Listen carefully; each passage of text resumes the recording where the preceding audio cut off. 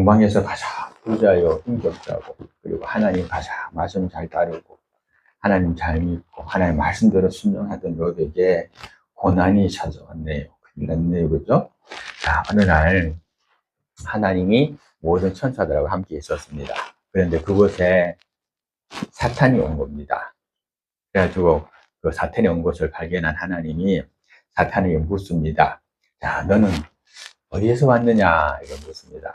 그러니까 사탄이 말하기를 내가 땅을 두루 여기저기 돌아다니다가 왔습니다. 그렇게 말을 합니다. 그랬더니 하나님이 자랑하고 싶은 거예요. 그래서 말을 합니다. 네가 혹시 동방에 있는 욥이라는 사람도 만났느냐? 그곳으로 갔다 왔느냐?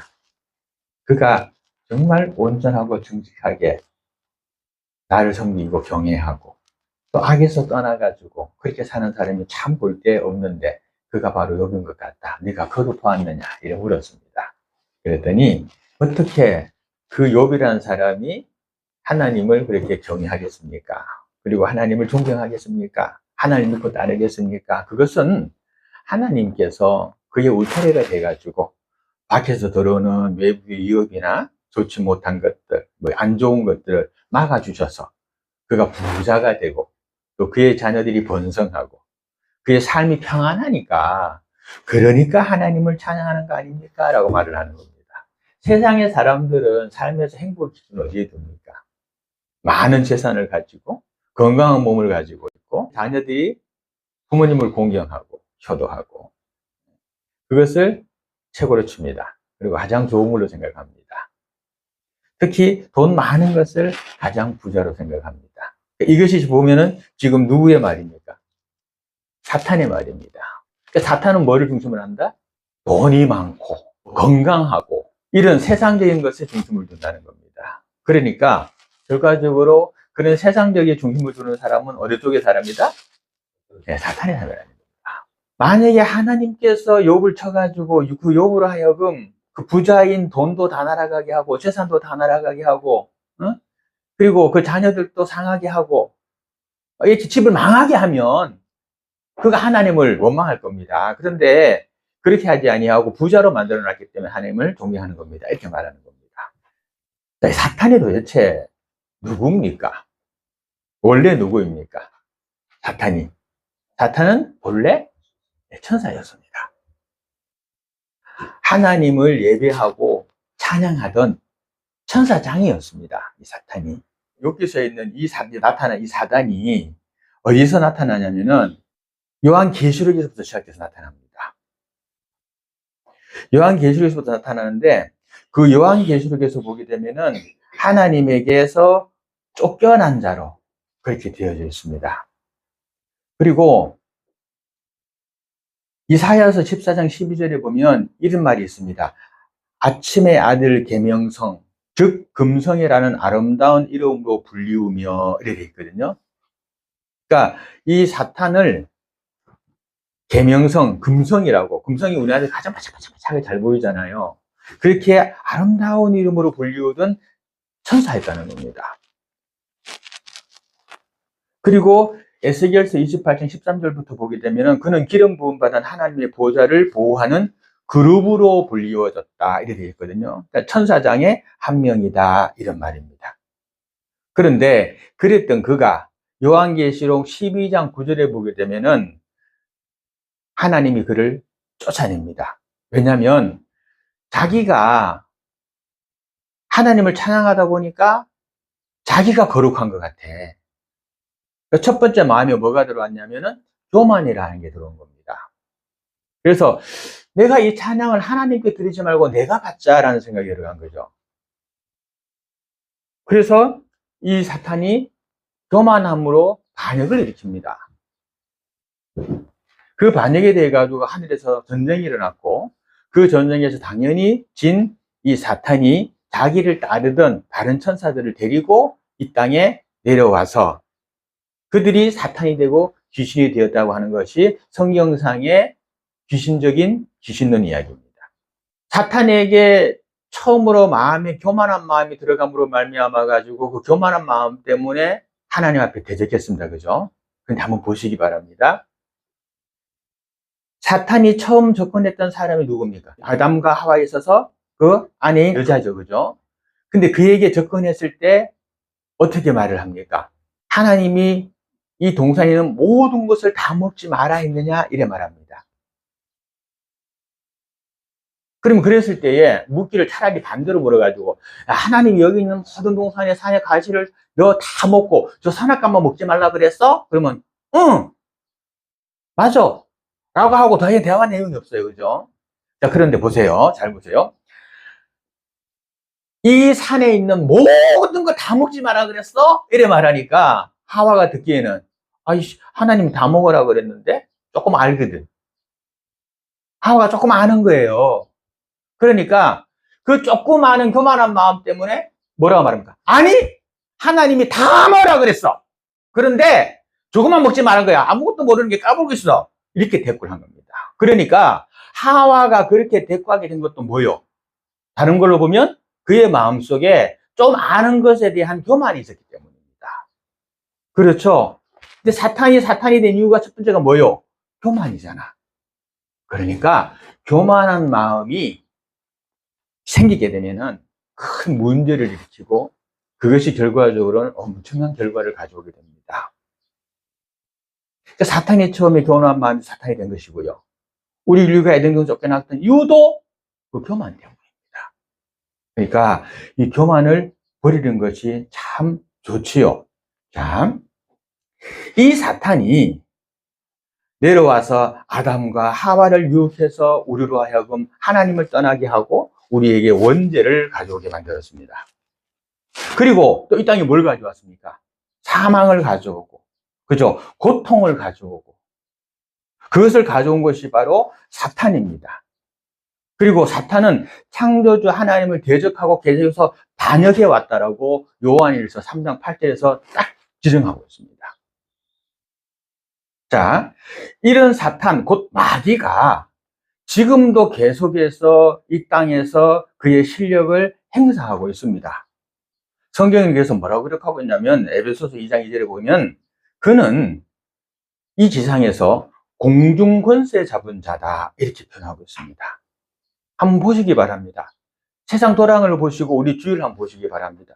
불합리한 것 같고 안 맞는 것 같은데 그것이 이겨. 그렇죠? 뭐 우리 속담에 뭐 사필기 전에 하는 사자성고도 있습니다. 그런데 그런 게 반드시 진리가 이기고 승리한다고 하는데도 불구하고 이상하게 엉뚱한 데로 흘러간다지 그냥 가고 있습니다. 그죠? 안 맞는 것 같아. 왜 그럴까요? 이 땅이 사탄이 지배하고 있기 때문에 그렇다는 겁니다. 그래서 도리어 예수 믿고 하나님 뜻대로 살고 다리 가는 사람은 바보라는 소리를 듣습니다.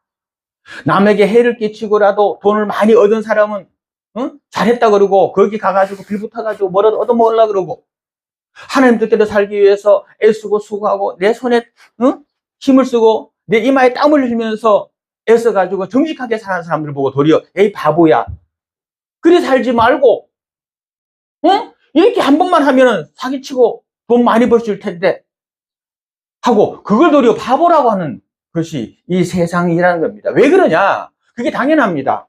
이 땅에 그런 사고를 가지고 교만을 가진 사탄이 이 땅을 지배하고 있기 때문에 그렇습니다. 그러니까 우리 하나님 믿는 사람들은 그 안에서 이모저모로 힘들 수밖에 없다라는 사실입니다. 그거를 먼저 인정해야 됩니다. 그러면서 우리는 하나님 백성이니까 그렇다 하더라도 그 사탄에게 쓸려가면 안 된다는 것을 그 마음속에 간직해야 됩니다. 그래서 예수 믿는 사람도 이 땅에 살면서 고난 당할 수가 있고 아픔을 당할 수도 있고 그리고 속상함을 당할 수도 있다는 것을 기억하시기 바랍니다. 그게 맞는 겁니다. 나는 하나님 믿는데 내가 왜 이 고통 당하지? 뭐 전지전능하다면서 왜 하나님은 나로 하여금 이렇게 병들게 만들었나? 우리 믿는 사람도 고통당할 수도 있고 병들 수도 있고 아플 수도 있고 사고가 날 수도 있다는 겁니다. 아니 예수 믿냐면서 뭐 하나님이 뭐 지켜준다면서 왜 차 사고가 난대? 아닙니다. 차 사고 날 수도 있습니다. 아파가지고 병원에 입원할 수도 있습니다. 그런데 보세요. 천국 가면 일어날 일 아닙니다. 천국에서 사사고 날 일 없어요. 다칠 일도 없어요. 아플 일도 없어요. 고통도 없어요. 왜? 이 땅에 살기 때문에 그러하다는 겁니다. 자, 그러면 이 땅에 살면서 그럼 우리 똑같이 그런 고난만 당하고 고통만 당하고 살아야 되느냐? 우리 믿는 자들에게 당하는 고통을 그냥 고통당하는 걸로만 생각하고 살아야 되느냐? 아닙니다. 오늘 말씀 속에 중요한 내용이 하나 들어있습니다. 사탄이 그렇게 말하니까 하나님 말합니다. 아니다. 그는 재산이 없어도 다른 힘든 것이 생겨도 나를 따를 것이다. 이렇게 말합니다. 우리 실험 한번 해보자. 이렇게 되는 거죠. 애매하게 이제 욥이 이제 죽어나게 생겼습니다. 여기서 기억할 것 하나 있습니다. 너 마음대로 가서 욥을 괴롭혀 봐라 라고 하나님 허락을 합니다. 자, 그런데 한번 보시기 바랍니다. 여기에서 12절 한번 보십시다. 여호와께서 사탄에게 이르시되 내가 그의 소유물을 다 너의 손에 맡기겠다.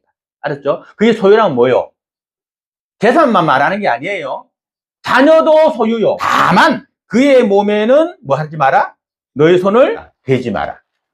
그러니까 하나님이 고통을 허락하는데 어떻게 한다는 거예요?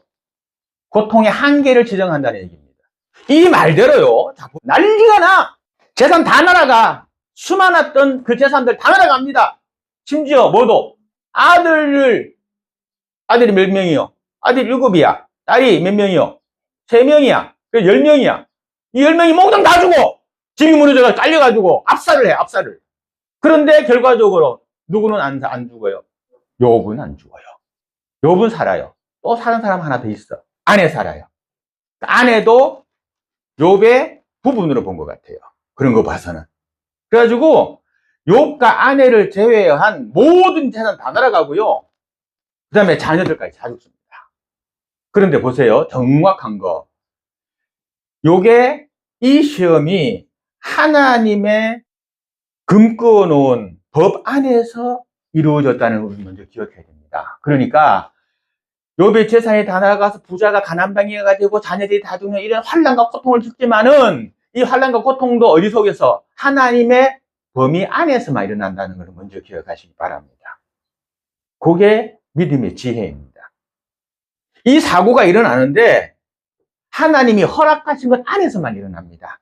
하나님이 허락하지 아니하신 것은 일어나지 않았습니다. 하나님이 욥에게는 그의 몸에 손대지 마라 그랬으니까 욥의 몸은 아무 상처 없고 아무 이유 없고 아무것도 없으면서 단지 다른 데만 밖에만 이런 사고가 나타나는 것을 볼 수가 있습니다. 우리를 괴롭히는 세상에 고난과 환난이 있다 하더라도 그 고난과 환난이 하나님의 허락하심의 범위 안에 있다는 것을 기억하시기 바랍니다. 내가 못 견디기 힘드는 어려운 시험을 당합니다. 고난을 당합니다. 죽고 싶습니다. 그렇더라도 그가 하나님 믿는 백성이라면, 세상 믿는 사람은 아니야. 세상의 사람은 아니에요. 그걸 죽어야 돼, 그냥 그거는. 그러나 하나님 믿는 내가 하나님의 백성이라면 그 고난은 어디까지 있다? 하나님이 허락하신 데까지만 진행된다. 그걸 먼저 기억하시기 바랍니다. 모든 것이 하나님의 뜻이고 하나님의 허락하심이고 하나님의 은혜가 되는 겁니다. 고난당합니다. 힘듭니다. 어렵습니다. 이 고난 왜 왔지? 죽고 싶네? 세상 사람들은 그거 못 견디고 자살합니다. 그러나 우리 믿는 사람들은 어떻습니까? 이 고통이 왜 왔지? 하나님이 허락하신 거야. 하나님이 허락하신 거야. 근데 중요한 건 뭐 있어요? 하나님의 범위 안에 있으니 하나님 허락하신 데까지만 갈 것이고, 또 하나 중요한 거, 하나님이 허락하신 것이니 하나님이 감당해 주실 거야. 아멘. 이게 믿음입니다. 성경에도 있습니다. 고린도전서 10장 13절, 사람이 감당할 시험 밖에는 너희가 당할 것이 없나니 오직 하나님은 미쁘사 너희가 감당하지 못할 시험 당함을 허락하지 아니하시고 시험 당할 즈음에 또한 피할 길을 내사 너희로 능히 감당하게 하시느니라. 아멘. 요 말씀이 이 앞에 있는 이 믿음으로 말미암아 나오는 겁니다. 내가 당하는 고통, 이 죽겠다 힘든 거, 이거는 하나님의 범위 안에 있다. 하나님의 범위 안에 있으니 하나님이 해결해 주실 것이다 라는 믿음. 그래서 요게 나오는 겁니다. 예수님이 40일 금식을 하고 광야에서 사탄에게 시험을 받아요. 세상에 예수님이 시험을 받네. 예수님도 시험을 받는데 우리가 시험 안 받아? 그건 말이 안 되죠. 그렇죠? 자, 예수님 사람이 왜 그래? 아닙니다. 자, 보세요. 그런데 이 사탄에게 예수님이 시험을 받는데 사탄이 뭐라 말하면, 야, 너 나한테 절 한 번만 당해. 그러면 내가 이 천하만국의 건세와 영광을 너에게 다 줄게. 이 말은 뭐요? 이 사탄이 천하만국의 영광과 건세와 이런 걸 갖고 있다는 얘기야. 사탄은 이런 건세를 가지고 있습니다. 그 권세를 가지고 사람들을 미혹하고 믿는 자조차도 우는 사자처럼 미혹하려고 호시탐탐 우리조차도 기회를 노리고 있습니다. 그래서 너희가 깨어 기도하라라고 말씀하는 겁니다. 예수님에게도 시험했던 이 사탄이 우리를 못할까? 그러니까 시험이나 환난에 어려움이 오신다면은 그걸 가지고 낭망하거나 그 때문에 실망하지 마시고 그 때문에 하나님을 멀리하지 마시고 하나님이 이것을 허락하실 때는 이유가 있다라고 생각하면 됩니다. 세상 사람은요, 환난 당하고 어려움 당하면 그걸로 마지막이 끝이에요. 그런데요, 우리가 당하는 환난은 뭐가 다른 줄 아세요? 그 예수 믿는 사람의 특권인데 그건 뭐냐면 한 단계 더 높이 올라갈 수 있는 계단 받침이 됩니다. 높아가지고 우리가 그냥 못 올라가. 그냥 못이 올라가요. 그런데 이 시험은 그 높은 데로 올라갈 수 있는 사닥다리가 되어준다는 겁니다. 그걸 생각하면 그 시험 당했을 때 하나님 원망이 아니라 하나님 감사가 나오는 겁니다. 우리 마음은 아프지만 돌아보면 하나님의 은혜인들이 너무나도 많다는 겁니다. 그래서 시험 오거나 고통이나 아픔이 오면은 이것은 하나님이 허락하신 것이다. 그리고 하나님이 허락하신 것이니 그 한계가 있다. 그리고 하나님이 허락하신 것이니 이것은 하나님이 감당해 주신다는 그런 믿음을 버리지 마시기를 바랍니다. 시험 당할 즈음에 그 시험이 너무 힘들 즈음에 그리고 됐다 싶을 즈음에 하나님이 미쁘사 그를 피할 길을 주시고 또 늘 그 시험을 감당하게 해준다고 성경 말하고 있습니다. 어린아이가 길을 가다가 앞에 뭐가 막혀 있습니다. 못 갑니다. 그 어른은 가다가 막 또 치우면 됩니다. 그죠? 개미 한 마리 지나가다가 요만한 자갈돌 하나 있으면 못 지나가. 돌아가야 돼. 근데 우린 지나가다가 요만한 자갈돌 있으면 톡 차고 가면 됩니다. 아니 톡 찰 것 없어 그냥 건너가면 돼. 아무것도 아니야. 개미한테는 어마어마한 일이지만은 사람한테는 아무것도 아니야. 마찬가지로 사람한테는 어마어마한 일이지만은 하나님 볼 때는 아무것도 아닌 일들이 우리가 당하는 대부분의 일이라는 것을 꼭 기억하시기 바랍니다. 그 뒤에는 우리가 깨닫지 못하는 놀라운 하나님의 섭리가 숨어있음도 기억하시기 바랍니다. 뭔가 있습니다. 세상 사람이 당하는 환난은요, 그걸로 끝이고 망하게 하는 거지만은 성도가 당하는 환난은요, 반드시 그 위에 뭐가 있어서 보상이 있어서 하나님이 허락하신 겁니다. 그냥 하는 법 없습니다. 하나님께서는 온 세상의 유일한 주권자이십니다. 하나님께서 성도에게 고난을 허락하신 것은 우리를 유익해 하시는 깊으신 뜻이 있기 때문에 그렇습니다. 사람은 평안할 때 교만해지고 해이해지고 범죄하고 탈선하고 세상을 사랑하면서 세상을 쫓아갑니다. 그러다가 하나님 나라와 천국을 잃어버리기 십상입니다. 그런데 어떻게 내 백성 천국 백성이 천국을 잊고 사니 어떻게 톡톡 쳐가지고 천국으로 돌아오게 해야지요. 하나님이 때로는 톡톡 치기도 하고 탁 치기도 하는 겁니다. 그러나 그 목적은 나를 사랑하셔서 나를 천국에서 놓치지 아니하시려고 악한 사탄에게 끌려가지 않게 하려고 하는 하나님의 사랑이심을 꼭 믿으시기 바랍니다. 로마서 8장 28절에 이런 말씀이 있습니다. 우리가 알거니와 하나님을 사랑하는 자 곧 그의 뜻대로 부르심을 입은 자들은 모든 것이 협력하여 선을 이루느니라. 아멘. 모든 거라 그랬습니다. 모든 거에는 좋은 것도 있지만 나쁜 것도 있고 악한 것도 있고 힘든 것도 있습니다. 그런데 세상 사람들이 볼 때에 악하고 안 좋은 것 같아 할지라도 그것이 하나님 안에 들어오면 선으로 변한다. 망간지 가지고 그 믿음으로 매일매일의 삶 속에서 힘든 일이라도 힘내서 승리하시는 여러분 되시기를 주님의 이름으로 축원드립니다.